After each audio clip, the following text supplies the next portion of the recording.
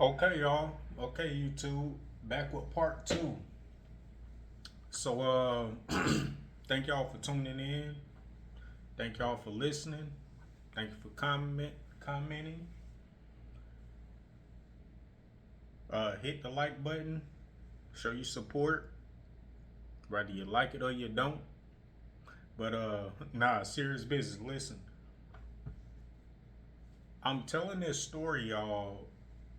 This way, it can help someone, whether you a male or female. It can save your life. It can save you a lot of time.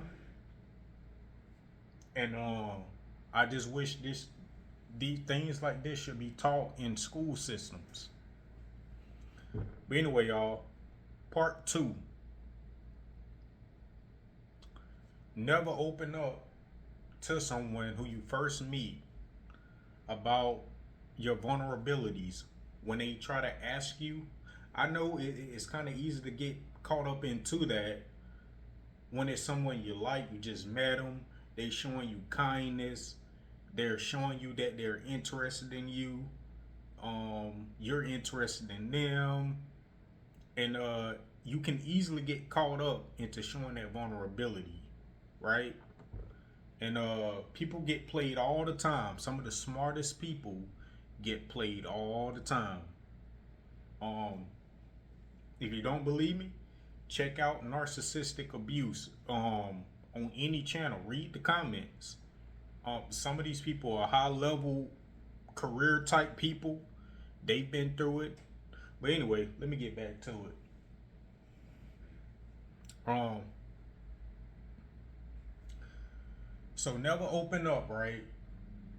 And over time, y'all, over time, I worked my way up. Like I told y'all, um, the trucking thing.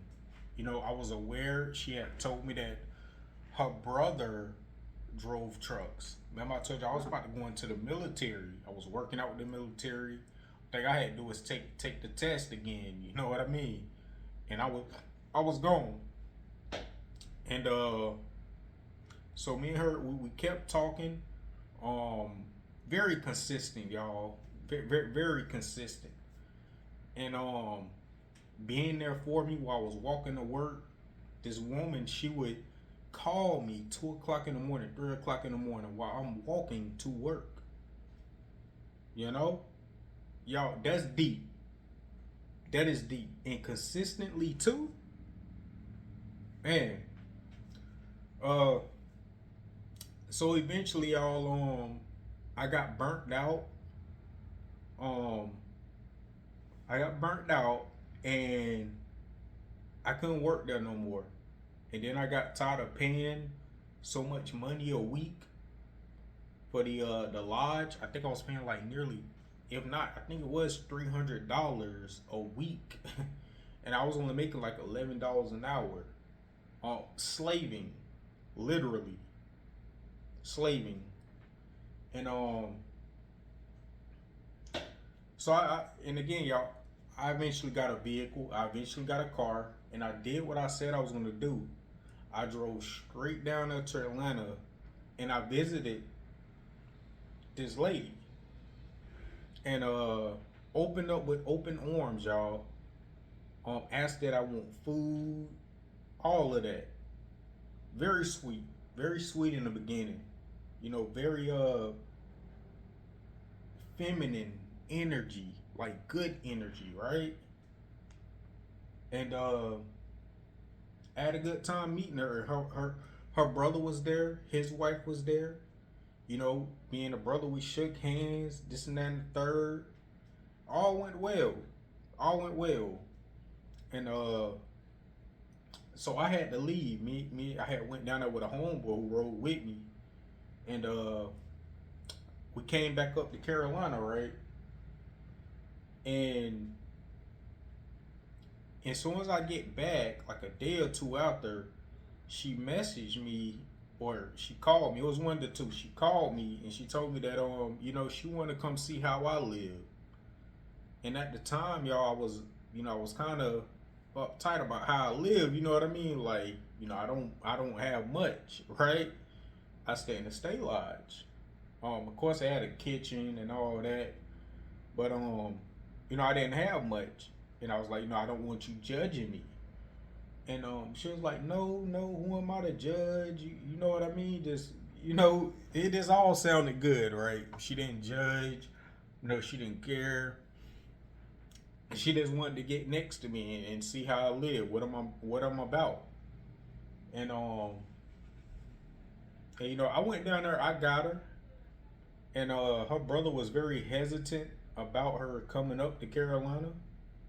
And, I told him she has nothing to worry about or whatnot. And again, y'all, keep in mind, I'm 26. This woman is 30, 31. I want to say 30. Let's give it 30. And she had told me that basically her story, her background stories was that her ex-husband cheated on her in a different country. Um Basically he committed adultery. He was sleeping with married women, which is adultery. And so yeah, she told me all that. She told me she had two children, two boys. She told me all that. And I tried to get a little bit more background on what happened. She said that the guy tried to kill her and all that. And in my mind, that was a red flag. But I didn't think so much into it. I just asked questions like, why would he try to do that? She said because she wanted to leave him. She wanted to leave him and all that. And I started asking her more questions like, well, what about your father? Like, she told me that her father passed, and he was a very I think he worked in government. He worked in government in their country, and she told me he was a very important man and he passed. And I think y'all that was her everything. From what she told me, her her home was chaotic as well, to where her mother would single her out and basically I guess try to beat her. So her father had to come get her. And from what she told me that she she basically had the only child type syndrome. She would go to school in limousines and all that. She had maids, they lived good. And this individual, she's from the capital of I'm just gonna say shit, let me just say Haiti, right? And again, y'all, I hear so many stories about that country again, but that's on down the line. I'm getting all that. So basically, y'all, long story short, she come. I go down there and I pick her up, tell her brother everything all right. I have her back by this time, and she came up here. She saw how I lived, and didn't think nothing up. She was comfortable. She was cool. I asked her was she good? Did she want some food? Say she was good. And the next morning I get up, I go to the gym, I bring her with me. You know what I mean? And she was comfortable. I took her around where I was from and all that. And I didn't take her to see my parents because my pops, he was already with a beer in his hand, damn near drunk, right? And she saw that. She didn't meet my mother and them right then and there. And like I said, y'all keep in mind, I had a distance from my parents at the time, because something very dramatic happened, and I mean deep, to where it is I couldn't look at them the same at the moment at the time. And so we get back to my place, and again we talking, grab food, and y'all know what happened. And so a little bit, when was it? The next following day, I'm in my routine. I tell her, look, I'm going to the gym. That's what I do. That's what I do keep my mind going. You know what I mean? That's something I enjoy, working out. And she said she'll just stay there. She'll just stay there. And man, I was like, okay, you sure? You all right? And she was like, yeah, yeah, go ahead, go to the gym. And I go to the gym, and man, I was happy. I was so excited. I was like, yo, this woman, she's beautiful. You know, she's caring. Um, she's not judging me on how I live, my life right now. Like, wow, wow, this is like a dream come true. And so I get done with the gym. You know, I head back, try to take a shower or something. I think before I head back, I asked if she wants something to eat. And you know, I stopped by and I grabbed something for the both of us, and I think I grabbed something for the cook as well. I get back into the spot. You know, she's folding my clothes. She's washed my dishes. You know what I mean? Without me even asking her. You know, she was just sweeping, mopping, just doing everything. Wife type stuff. And and you know, I'm looking like, you know, you didn't have to do that. And she was like, oh, I wanted to. And y'all, I'm telling you, man, when you haven't had that before, it hits different. It's like a dream come true, just about. It makes you feel real good. Um, so with that being said, you know, another night passed. Again, y'all talking, getting to know each other, laying in bed, you know, asking, you know, what we want to do, and all that, you know, in life. She started talking to me about the trucking and all that. You know, her brother would call her and check up on her. And he was about, what, 38 at the time. And again, man, he seemed real cool. You know, he had it lined up for me. He was like, "Yeah, man, you know, get your trucking on, get your CDL, man. I got a plan. You know, this will change your life. I'm telling you." And and I was like, "Wow, this is I'm feeling this. You know what I mean? They very genuine people. Like I said, y'all, when I went and visited them, um, it's like they had a opening family welcoming. His family, you know, he was married. He had two children then, and I never saw nothing like it, y'all. Nice neighborhood, nice house. I never saw anything like it. I saw a family that was together, who was there for each other, supported each other. I never saw anything like that.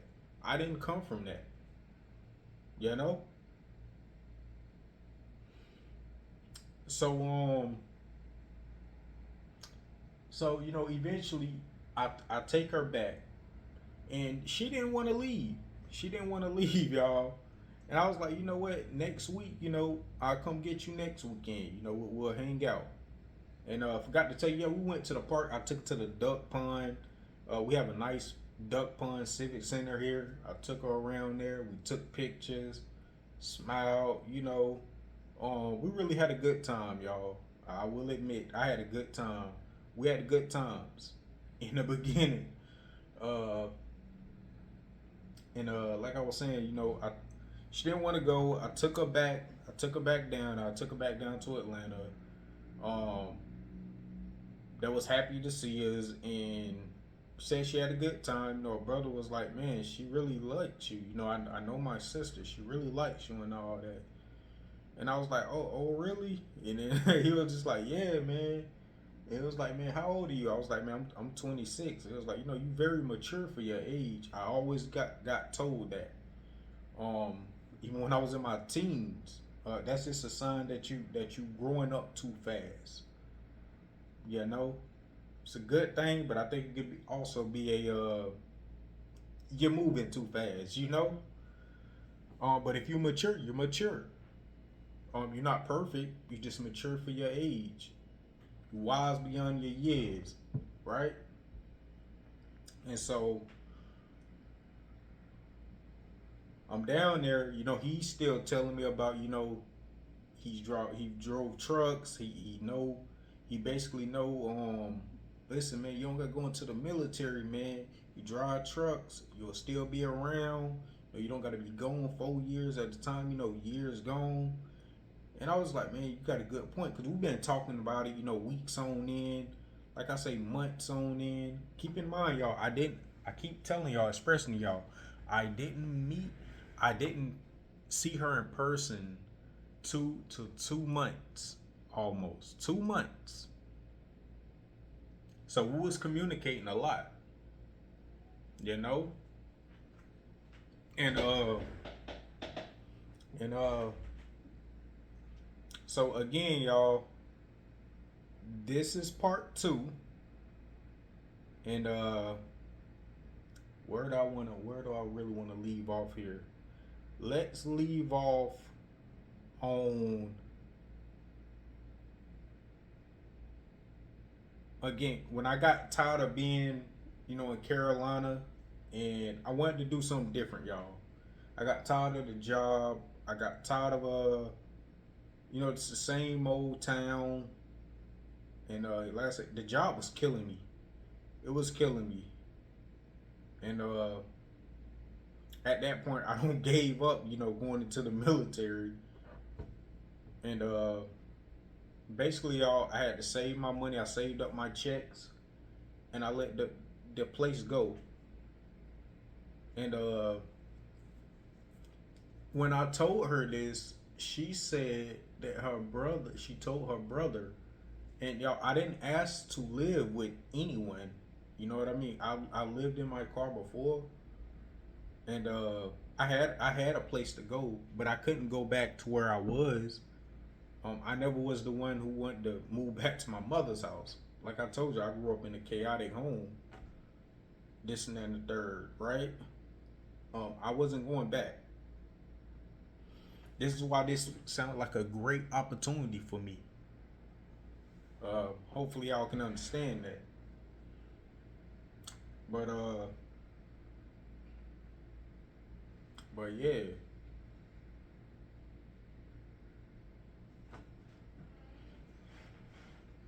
he told me about the trucking, and again, we just kept talking about this thing. He kept sending me messages. He would call me. He would even check in with me every day. Hey man, how you doing? And that's why I left off, y'all. I'm sorry.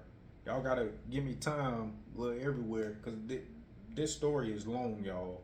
Even though I'm cutting some corners here, but I'm trying to get y'all the best of detail. Um, so basically,